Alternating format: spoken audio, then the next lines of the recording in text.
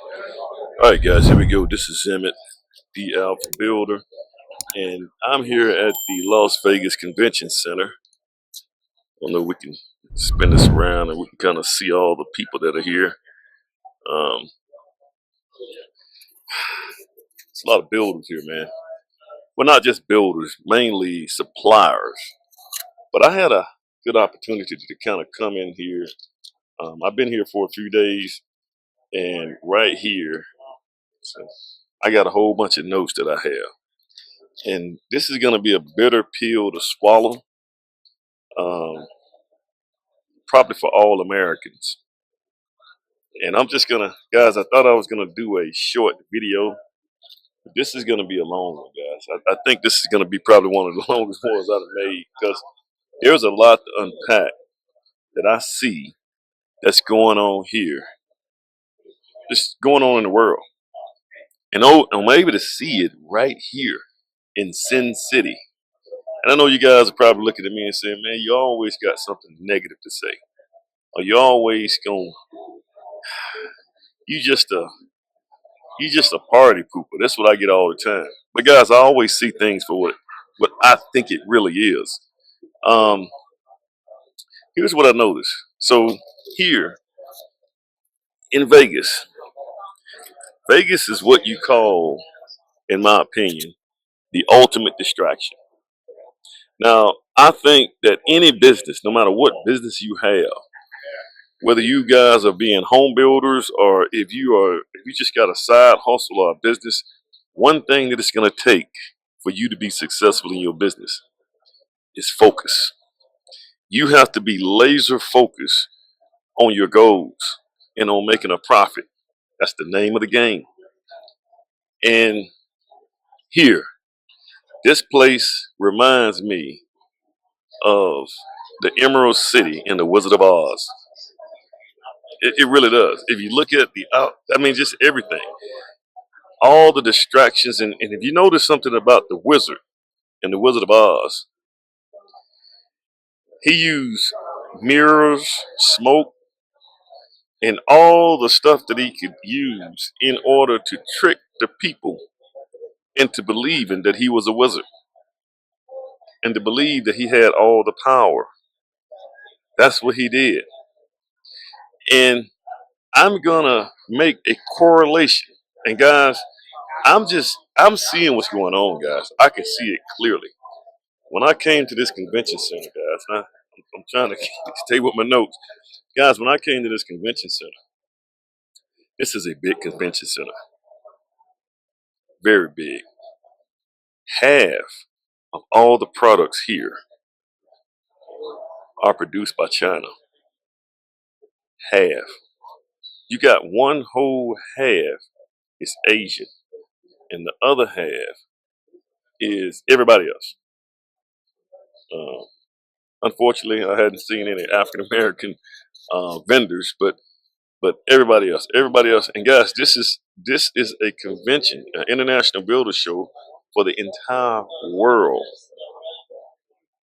And what I'm noticing that they're good at, the Asian uh, culture, they will take the things that's being built in the American culture or any other culture. They'll take it and they'll duplicate it, and they'll make their own version of it, but it'll be much more cost effective, and they're able to produce more of them at a better rate, at a better cost. Guys, I'm going to be honest with you. You cannot beat their costs. Just some of the stuff that I went and, I asked some of the vendors, the Asian vendors, things that we see here, even if they did a 100%, I don't care if they did a 100% tariff on China, you still won't be able to beat their costs. Their labor costs is what's killing us. Their cost of labor, because of the structure of the government, their labor costs to do business, they got everybody beat. And the reason that their labor cost is what it is because they got more people. They have 60% of the world's population. 60% of the world's population. Um, White people represent about 15% of the world's population. Black people are about 14%. And everybody else is 5 and 1%. They're 60%, guys.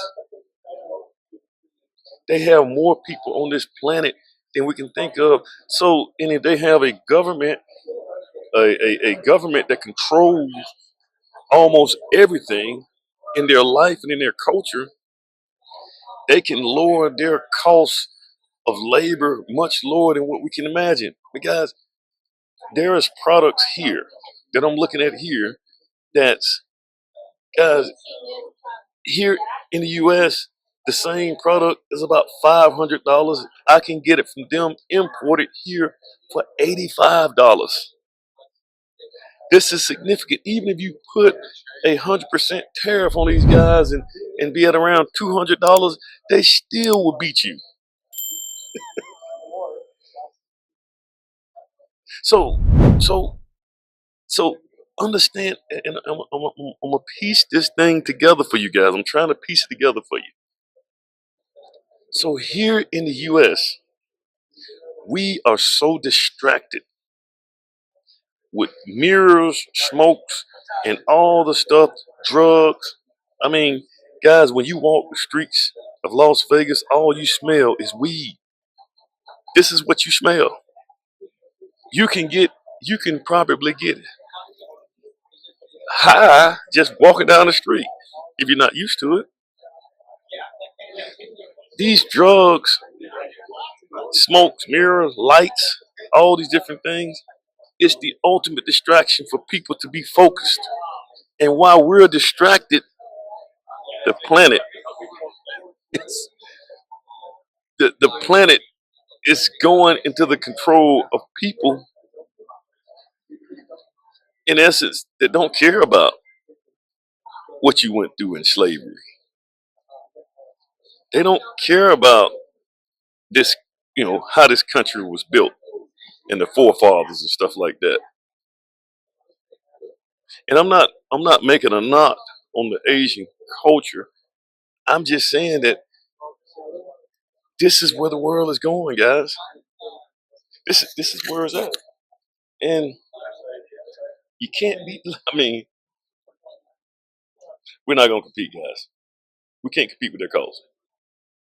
Now, this right here takes us to a whole nother ball game, which is why. So let's look at how did we get here? Let's just African Americans. You we we're not even procreating. We're not even producing enough of us to replace the ones that are already here. That's a wrap for us. Well, let me just not say that because I don't want to get all these messages and stuff. But see, here in the United States, we only focus, like in Alabama, we only focus on what's going on in Alabama and stuff like that. This is a world thing that's going on right in front of us, right in front of our face, and we're not even paying attention to it. And this is not a conspiracy theory and all this kind of stuff. It is what it is. Um, I'm looking at. So here's what's fixing to happen. This is my take, guys. Here's what's fixing to happen. So I did a video about technology. So what's gonna happen is that all this new product. See, one thing that you can't import is construction. You can't import houses. Not yet. They're working on it. They actually have a house over there. I think I got pictures of it that they can import for $10,000. They can import it here for $10,000. They can build a house in China and import it here for $10,000.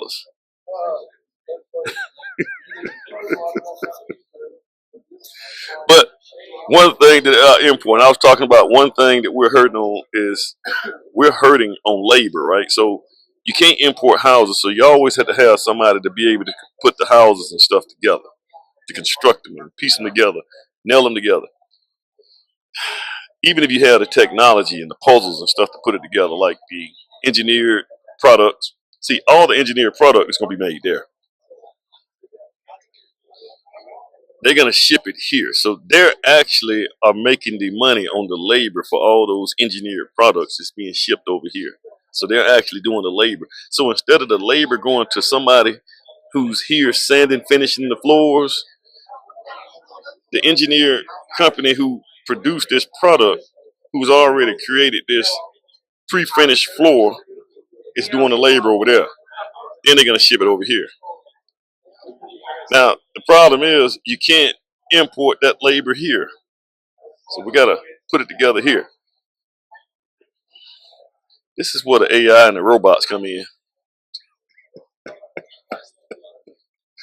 It's making sense now why the United States want to be first in line when it comes to, guys, when it comes to AI. And let me get this right here. I'm coming right back, guys. More to talk about.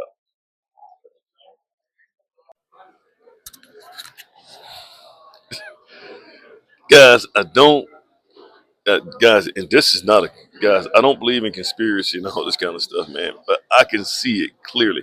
Guys, about, um, about 30 years ago, I think about 30 years ago, about 35 years ago, guys, I used to be an avid reader. I'm still an avid reader. I just don't have a lot of time to read.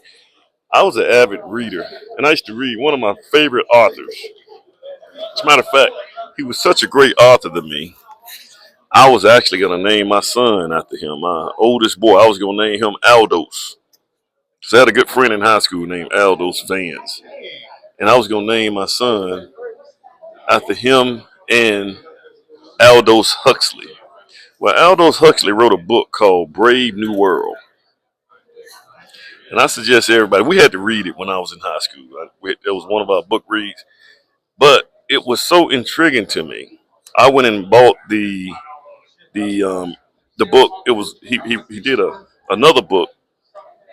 It was called Brave New World Revisited, where he explains. He went into an explanation on the items that he was talking about in Brave New World.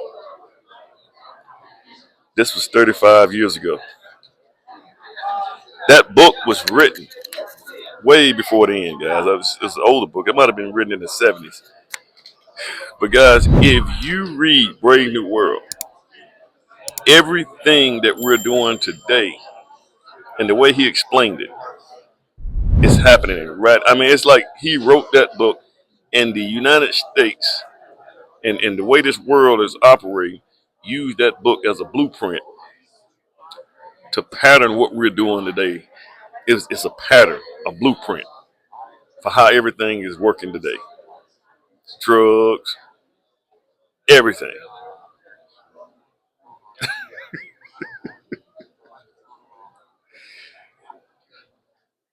Guys, I know this right here is gloom and doom, man. I know you guys probably looking at this and saying, man, you just is more gloom and doom. But guys, we got to figure this one out. Um, and I think the only cure we have that can counteract the the labor happening overseas and importing products is robots. Robots to work around the clock. They don't have to take any days off. That's the only way we can win. We don't have the numbers. We can't outproduce them. Then, I mean, I can even see in this thing getting to the point to where we won't even have any jobs or anything like that, man. When we just go broke and we leave everything here as a shell, like all the buildings and the structures that we have already built here, it's going to be a shell for them to come in and take it.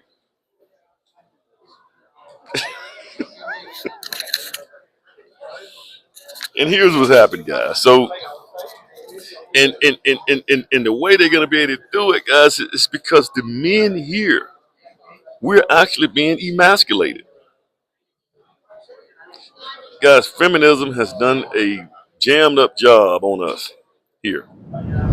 We have produced with the government, with our government incentivizing divorces removing all these fathers from the household. And these fathers are not in the household with their sons, raising their sons to be strong men. We have actually, and I told you guys I was going to flip this thing back around. We have created a generation of men. Guys, we have created a generation of men who are like the three characters, actually the four characters on The Wizard of Oz. Sin City are men.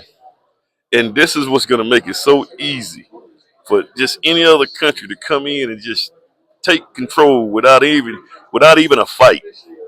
Because our men today are so emasculated until we're the four characters of The Wizard of Oz. That's what we are. We're like the Tin Man. Our boys is being raised up now. They like the Tin Man. They don't have a heart to keep fighting, perseverance, working through something. We don't have a heart, and we like to learn. We got so much education. It teaches not to have any courage. It teaches just to take these tests and just do everything safe. No courage. And also, thanks to the education system, we don't have a brain. We can't think. So, so we're like the scarecrow. And our men are like Dorothy. We're becoming more effeminate by the day. This makes it very easy for anybody in a different place, or a man's man is what they would say.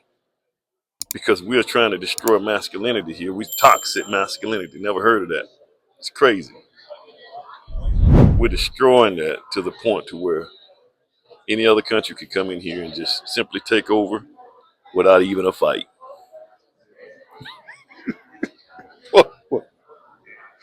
Whoa, whoa, whoa, whoa. God dog it. At the end of the day, it is what it is. Bye.